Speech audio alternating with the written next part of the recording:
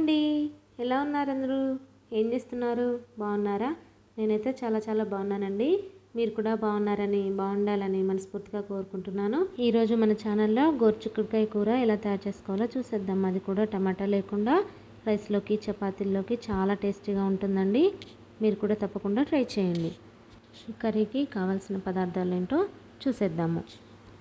సన్నగా తరిగిన ఒక ఉల్లిపాయ, 2 పచ్చిమిరపకాయలు, కొద్దిగా కరివేపాకు, అలాగే 1/2 కేజీ గోరుచిక్కుళ్ళు సన్నగా తరిగి తీసుకోవాలి. వాటిని కూడా 1 టేబుల్ స్పూను కొబ్బరి పొడి, ఎండు కొబ్బరి పొడి, అలాగే 1 టేబుల్ స్పూను నువ్వులు, 1 టేబుల్ స్పూను శనగపప్పు, 1/2 టేబుల్ స్పూను ధనియాలు, 1/2 టేబుల్ స్పూను జీలకర్ర,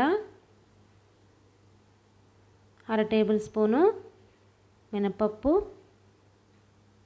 అలాగే రుచికి తగినంత ఉప్పు, 1/2 టేబుల్ స్పూను పసుపు, 1 టేబుల్ స్పూన్ కారము, అలాగే 3 ఎండుమిరపకాయలు, 5 నుండి 7 వరకు వెల్లుల్లి రబ్బలు.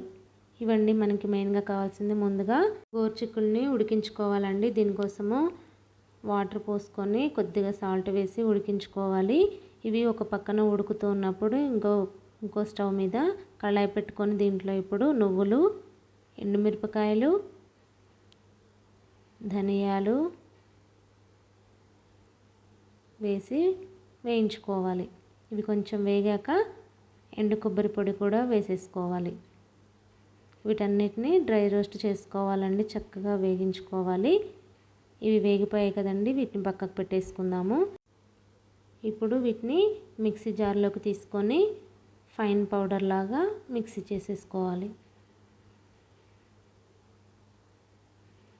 దీంట్లోనే ఇప్పుడు వెల్లుల్లి డబ్బలు కూడా వేసుకొని మిక్సీ పట్టుకోవాలి. చూసారు కదండి, చక్కగా అలా పౌడర్ లాగా మిక్సీ పట్టుకోవాలి. దీన్ని పక్కన పెట్టుకొని ఇప్పుడు గోరుచిక్కుళ్ళు ఎంతవరకు ఉడికాయో చూద్దాము.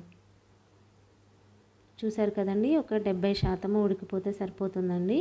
చక్కగా ఉడికిపోయినాయి. ఇప్పుడు వీటిని నీళ్ళు డ్రైన్ చేసేసుకొని పక్కన పెట్టుకొని ఇప్పుడు అదే కళాయిలో ఆయిల్ వేసుకొని ఆయిల్ హీట్ అయ్యాక పచ్చెనగపప్పు, మినప్పప్పు, ఆవాలు, జీలకర్ర తాలింపు వేసుకొని వీటిని ఫ్రై చేసుకోవాలి.